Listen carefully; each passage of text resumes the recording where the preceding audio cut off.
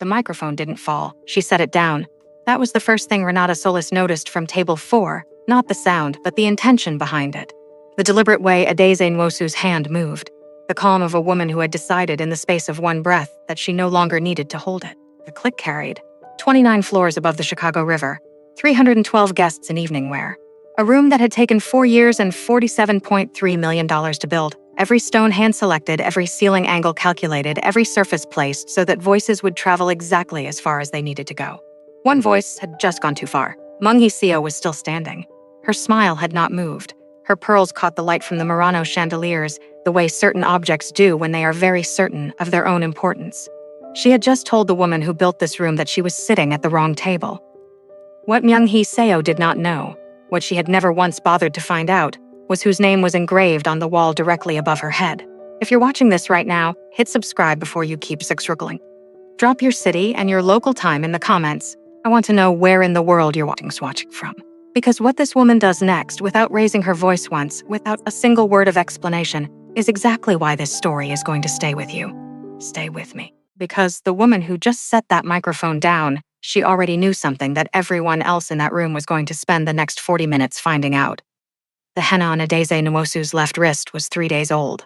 It had been drawn by a woman in Abuja whose hand shook now when she held things. Age, not illness, though the difference had stopped mattering somewhere in the last decade. Adeze's grandmother had insisted on doing it herself.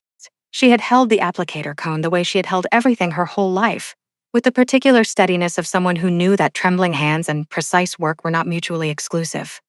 She had drawn each line through a video call, her face close to the screen, squinting at the image of her granddaughter's wrist from 6,000 miles away.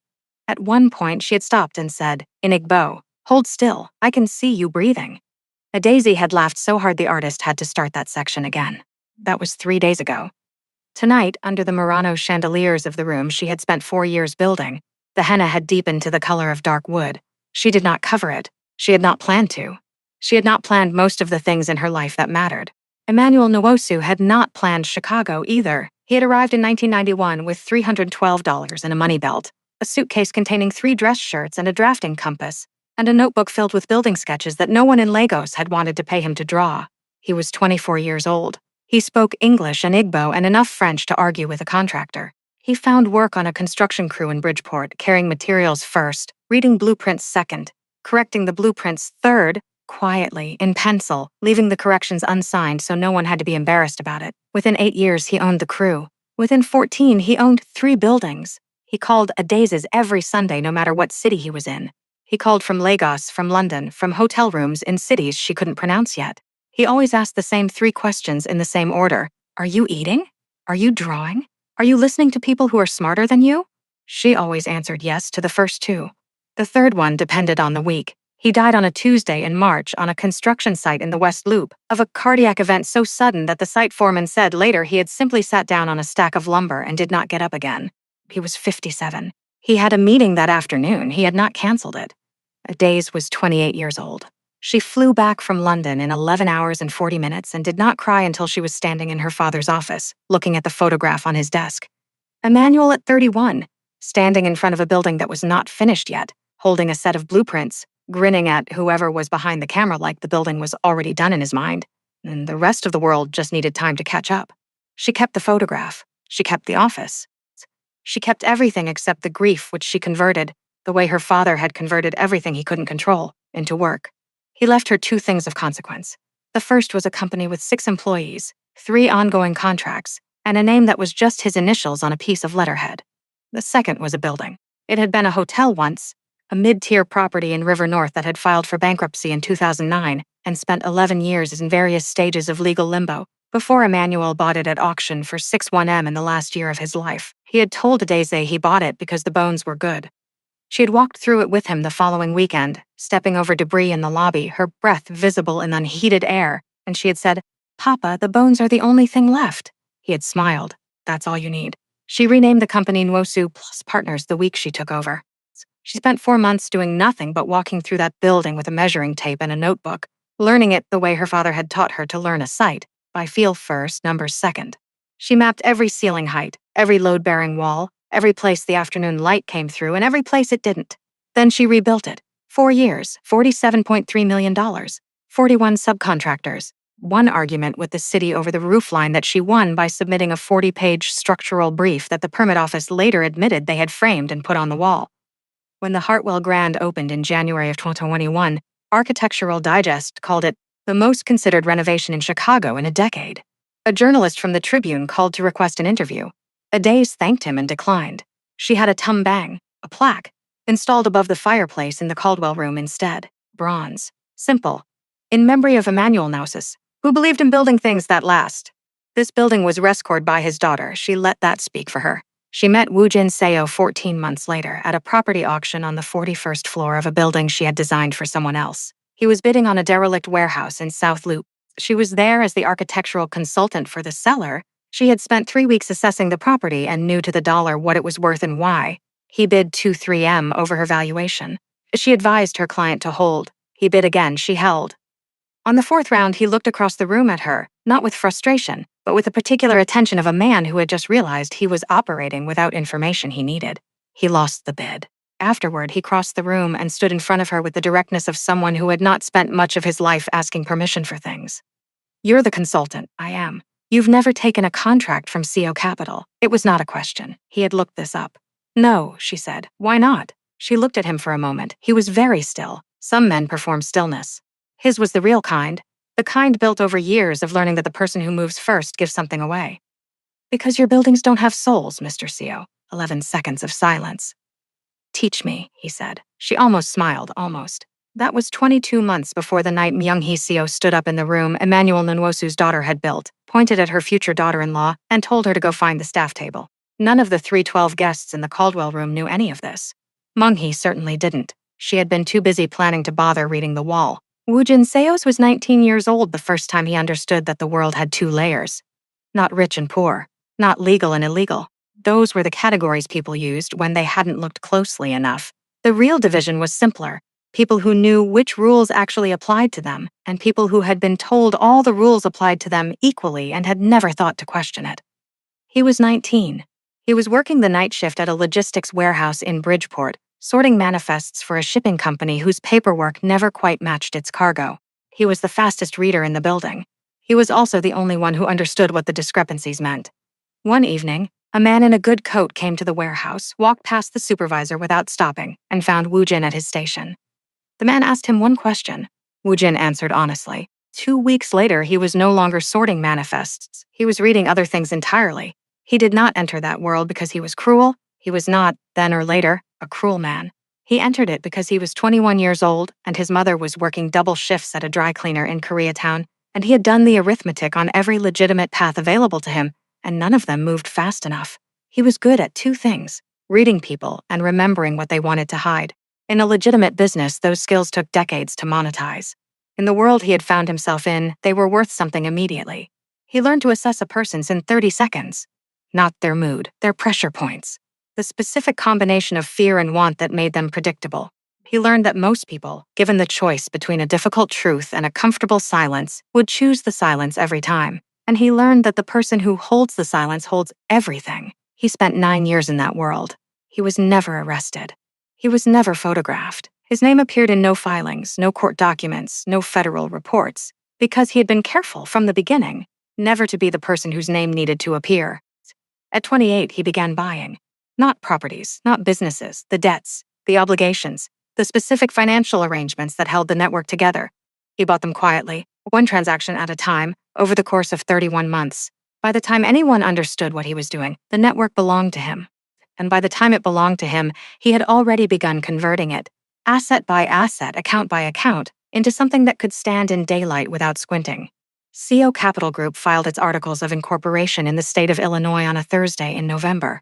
Woojin was 31 years old. 3 years later, his photograph appeared on the cover of Forbes Midwest. The headline called him Chicago's most deliberate builder. The journalist had spent 6 weeks trying to find something that didn't add up.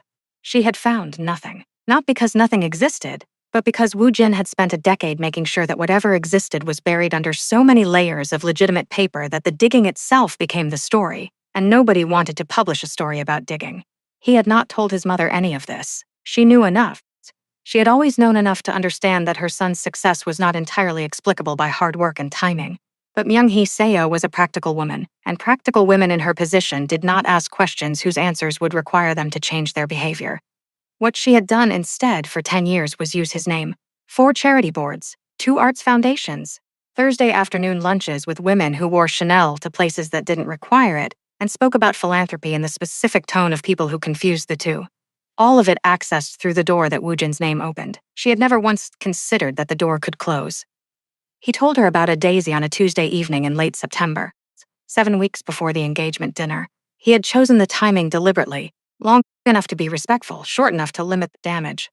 He was wrong about that second part. They were sitting in her kitchen on the North Shore. He said what he had come to say. She listened with the focused attention of someone cataloging information for later use. When he finished, she asked one question. Is she Korean? No. A pause. Then the smile. The particular smile Myung-hee seoed when she had already decided something and was performing the decision not to decide yet. Of course, darling. Whatever makes you happy. He drove home in silence. He sat in the parking structure beneath his building for 4 minutes and 11 seconds before going inside. He had heard that smile his entire life. He knew exactly what it meant. He called Kwang-soo from the elevator. Watch her, he said. Don't interfere. Let her show herself.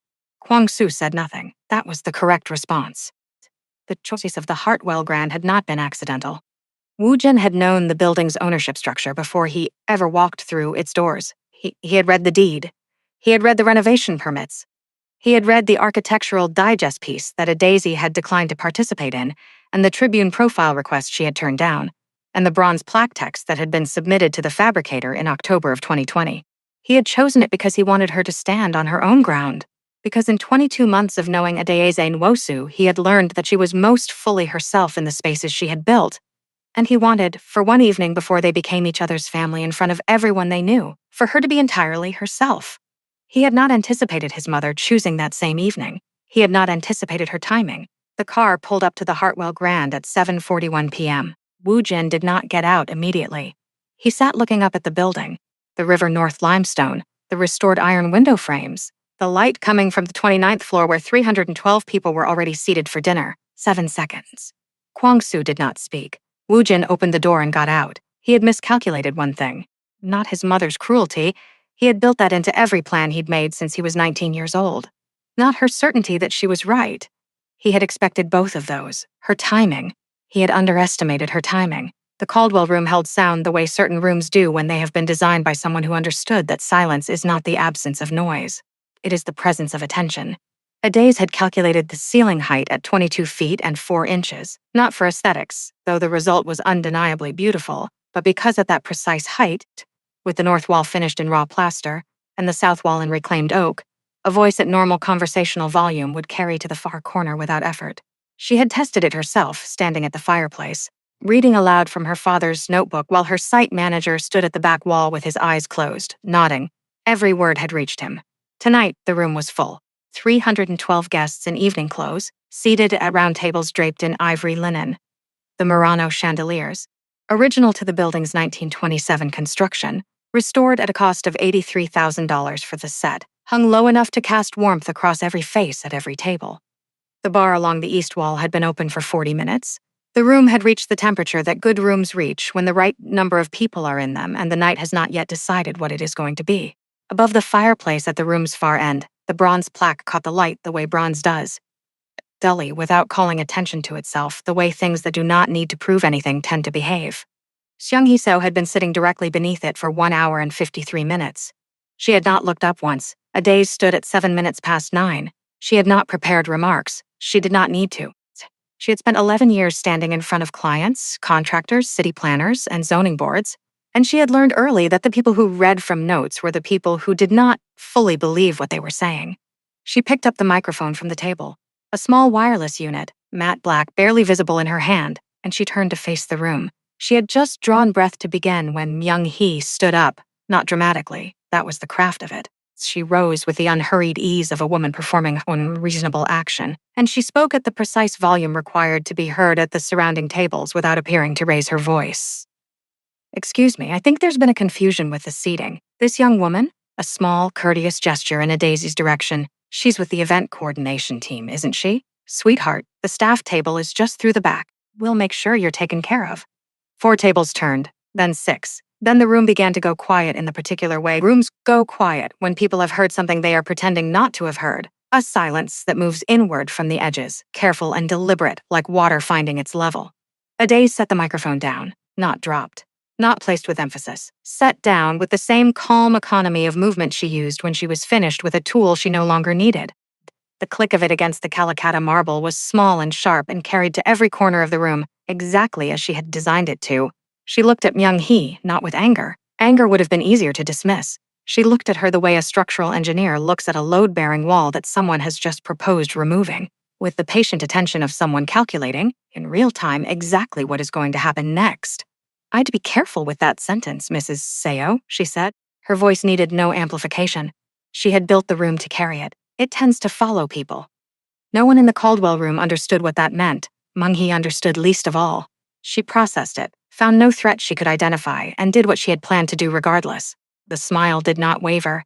"Of course, dear. I simply meant the family table is reserved. I'm sure you understand. These things can get confusing at large events." She settled back, slightly, the way a woman settles when she believes she has just been gracious. "We'll find you somewhere comfortable." Adaze did not respond. She sat down, smoothly, without hurry, as though she had made a decision that required no further announcement. She placed her left hand flat on the table. The henna on her wrist was dark against the ivory linen. Each line her grandmother had drawn from 6,000 miles away, trembling hands and steady work. She looked toward the doors at the far end of the room. Woo Jin was not there yet. At table 7, Dominic Kessler set down his wine glass.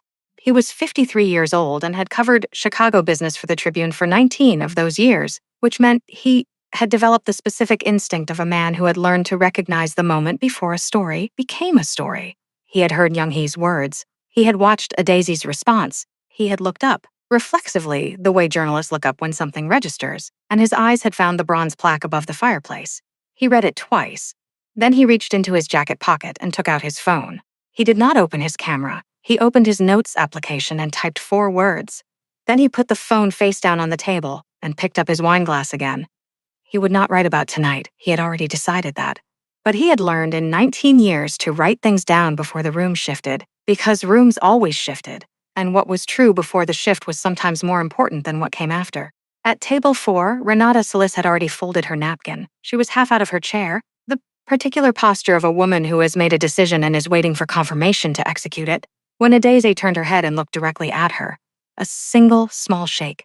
Renata read it correctly. She sat back down. She smoothed her napkin across her lap with the controlled precision of a person redirecting considerable energy into a very small gesture. She did not take her eyes off Myung-hee. The ice in Myung-hee's water glass shifted. One cube, rolling against the side. The sound it made, small, glassy, accidental, landed in the silence after Adaze had sat down, and before anyone in the room had decided how to behave.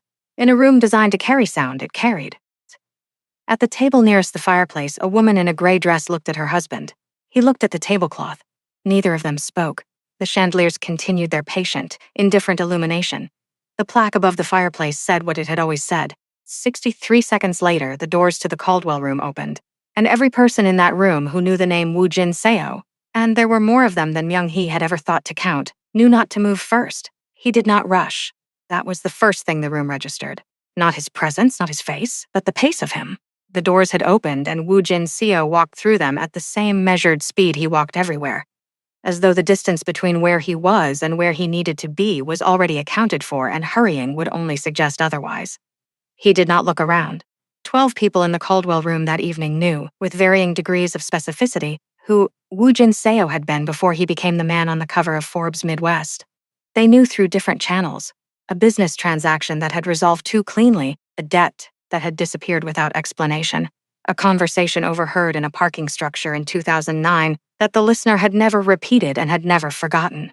None of them had ever discussed it publicly. None of them planned to. When he walked through those doors, not one of them stood to greet him. Not because they were impolite, because they had learned each in their own way, at their own cost, that when Woo Jin Seo entered a room in that particular state of stillness, you did not move before he moved. You waited to understand what kind of room it was going to be. The other 300 guests took their cue from the 12 without knowing why. The Caldwell room held its breath. He walked to the center table. He stopped behind Adaze's chair and placed his hand on her shoulder. Not a gesture of comfort, not a claim, simply contact. The ordinary private language of two people who had spent 22 months learning each other's weight. He bent slightly and said, In English, quiet enough that only she could hear, "Are you all right?" Adaze did not look up at him immediately.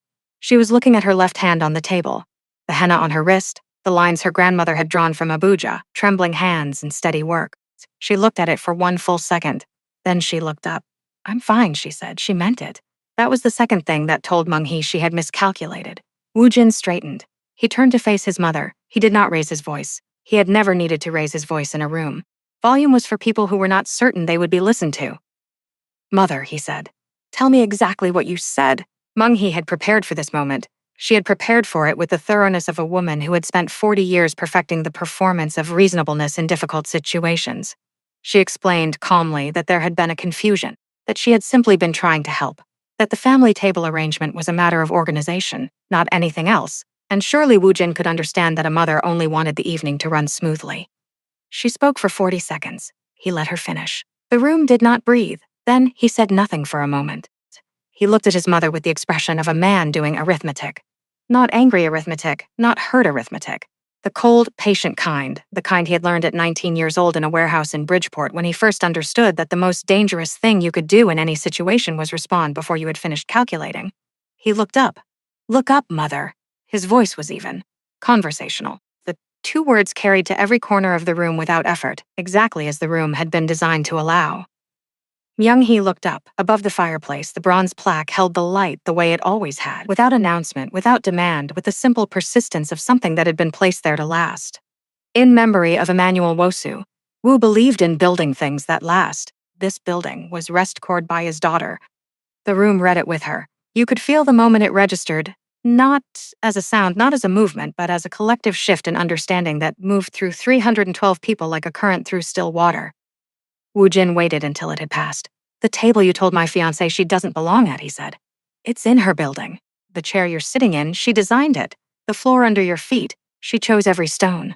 The ceiling above your head, she calculated the exact height so that voices would carry clearly to every corner." He paused. "She built this room for her father. And you told her to go find the staff table." The silence that followed was not empty. It was the specific silence of 312 people deciding simultaneously what they had just witnessed and what they were going to do with the knowledge of it. Myung-hee opened her mouth. Something began to form, another explanation, another layer of reasonable performance. She had more prepared. She had always had more prepared. Wu Jin spoke first. He said one sentence in Korean. Short. 4 words. He did not translate it. He said it at the same volume he had said everything else. The volume the room was built to carry, and let it land where it landed. The color left Myung-hee's face in a way that had nothing to do with lighting. Across the room, nobody spoke. The 12 people who knew Wu Jin's history looked at their tables. The others looked at Myung-hee's face and understood without translation that whatever had just been said had ended something that could not be restarted. He had said, in Korean, "Abajiga bukurowa hashil goyo." Father would be ashamed of you. He had never said it to her before. Not in 40 years. Not in the worst moments of her worst behavior, which he had been cataloging since he was old enough to understand what her smiling meant. He would never need to say it again. At the door to the Caldwell room, Kwang-soo appeared. He had not been called. He had simply arrived, the way he always arrived when he was needed. Without drama, without announcement, occupying the doorway with the patient solicity of a man who understood that his presence was itself a form of communication. Meng-hee looked at him. He did not look back at her. She understood. She pushed back her chair. Her legs, for just a moment, did not cooperate. A small, involuntary faltering, barely visible, gone in under a second. She steadied herself against the table's edge with 2 fingers, and stood fully upright and walked out of the Caldwell room without another word, without looking at her son, without looking at the plaque above the fireplace that she had sat beneath for nearly 2 hours without once reading. Kwang-soo stepped aside to let her pass. The doors closed. A Daisy stood up. She did not reach for the microphone. She did not need it. She turned to face 312 people who were looking at her with the focused, slightly stunned attention of an audience that has just watched something they had not paid to see but will not forget. "I'm sorry you had to witness that," she said. "Please, enjoy the rest of the evening. The bar is open. A beat. My father built this place for nights like this." It was the simplest thing she had said all evening. It was also the truest. Something in the room released, not loudly, not theatrically, but genuinely, the way tension releases when the thing that was holding it finally stops pretending. Someone laughed, soft and real. Then the room began to breathe again. At table 7, Dominic Kessler picked up his wine glass. He did not take out his phone. He looked at the bronze plaque above the fireplace for a long moment, then looked at Adaze. then looked back at his glass. He had 4 words in his notes application.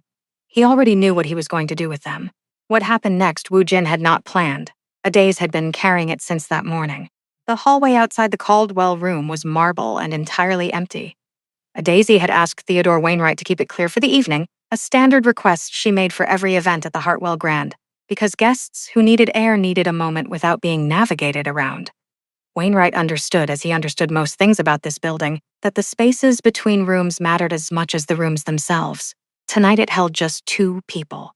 Woo Jin stood with his back against the wall. He had loosened his tie by half an inch, not removed it, just released the knot the way a man does when he has finished performing and is returning to himself. Adaze reached into her clutch. She had placed the envelope there that morning at 6:47 a.m., standing at the bathroom mirror in her robe. She had looked at it for a long time before putting it away. She had planned to give it to him at the table, during the toasts, in front of their guests. A gift given in public because it belonged to everyone who loved them. Then Myung-hee had stood up, and the evening had become something else, and now they were alone in a marble hallway on the 29th floor of her father's building. She decided this was better. Some things were not meant to be given in front of 312 people.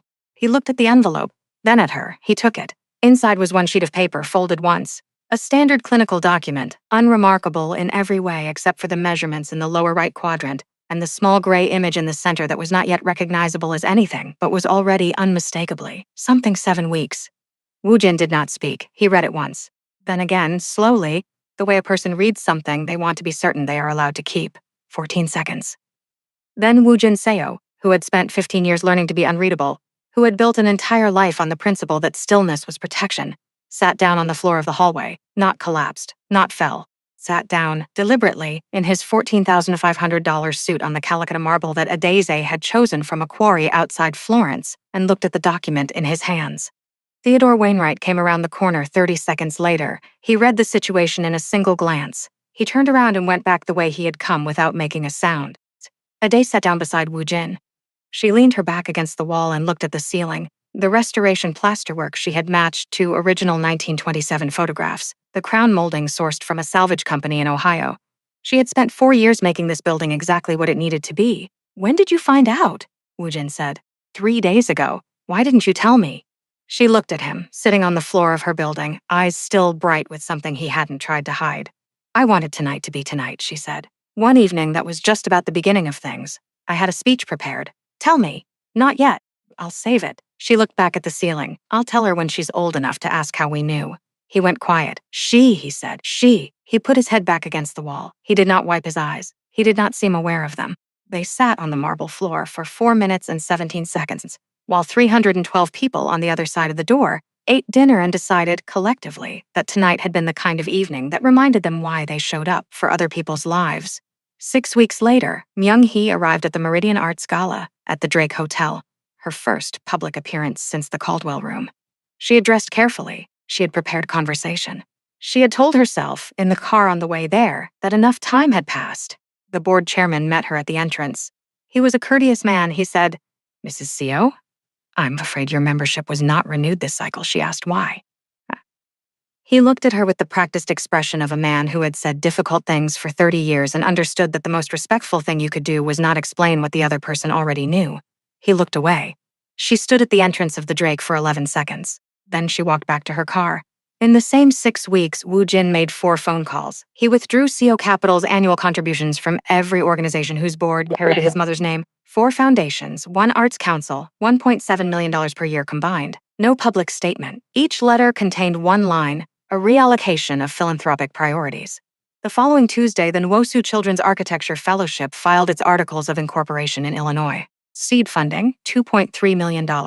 Named for Emmanuel Nwosu. His photograph, the one from Adiz's desk, a man at 31 holding blueprints and grinning at whoever was behind the camera, appeared on the letterhead below a single line, that's all you need. 8 weeks after the engagement dinner, a 200-word profile of Nwosu Pluckus Partners ran in the Chicago Tribune Sunday edition. Dominic Kessler had written it entirely from public record. He had not requested an interview. He had understood, standing in the Caldwell room that evening, that Adaze Nwosu did not need to explain herself to anyone. He had simply written down what was already there. She sent him a handwritten note afterward. 2 sentences. My father would have liked this. Thank you for reading The Wall. They married 4 months later. The Hartwell Grand, the Caldwell Room. 91 guests. No drone. No live stream. Adese's grandmother flew from Abuja, the first time she had left Nigeria in 11 years. She sat at table 1, the center table, with the clear sightline to the door. When Adese walked in, her grandmother stood up. Only her. The room was already quiet, but it became a different kind of quiet. The kind that forms around something that does not need acknowledgement because it is already whole. The old woman crossed the room and placed both hands on her granddaughter's face. She said nothing. She looked at Adese for a long moment with the unhurried attention of someone memorizing something they want to be able to find in the dark. Then she nodded once. That was all. It was the only moment in the entire day that Adese cried. 6 months later, on a Tuesday in early spring, Adese stood in the kitchen of the house in Lincoln Park at 6:03 a.m. The kitchen looked out over the Chicago River, the water dark and slow in the early light, the skyline beginning to define itself against a sky that had not yet decided on its color. She was barefoot. She had a cup of tea she was not drinking. She placed her other hand on her stomach. There was more to feel now than there had been in the marble hallway. Not much more, but enough. Enough to know something was there that had not been there before. Something becoming, slowly and without any concern for the speed of the world outside it, exactly what it was going to be. She did not think about Myung-hee. She did not think about the plaque, or Dominic Kessler's article still folded in her desk drawer, or the microphone she had set down on the marble table, or the sentence she had said into a room full of people who did not yet know who she was. All of that had happened. None of it needed to be carried anymore. Upstairs. Footsteps on the hardwood floor. She reached for a second cup. The morning came through the window the way Chicago mornings do. Slowly, then all at once, until there was no part of the room it had not reached. She poured the tea. She waited. She did not sit with the staff. She stood in her father's building, in her own home, and she waited for the man who came down those stairs every morning, and that was the family, the only one that had ever needed to exist. If this story hit you the way it hit me writing it, I want to know which moment stayed with you. Was it the microphone? The sentence she said before he walked in? The plaque that had been there all evening while Myung-hee sat underneath it? Or was it the Korean sentence that only one person in that room fully understood? Drop it in the comments. Tell me where you're watching from and what time it is where you are. I read every single one. And if you believe that dignity doesn't need a raised voice to be heard, that sometimes the most powerful thing a person can do is simply not move, share this with someone who needs to hear it today. Like the video. Subscribe if you haven't. There are more stories where this one came from. Stories about people who built something real and stood on it and did not apologize for the ground beneath their feet. I'll see you in the next one. That's the end of today's story here on Chaebol Mafia Stories. Thank you for watching all the way to the end. It genuinely means a lot. Now I have to ask, are you team him or team her? Drop it in the comments. I want to see which side wins. If this story kept you hooked, hit that like button. It helps more than you know. Subscribe and hit the bell so you never miss the next one. See you soon.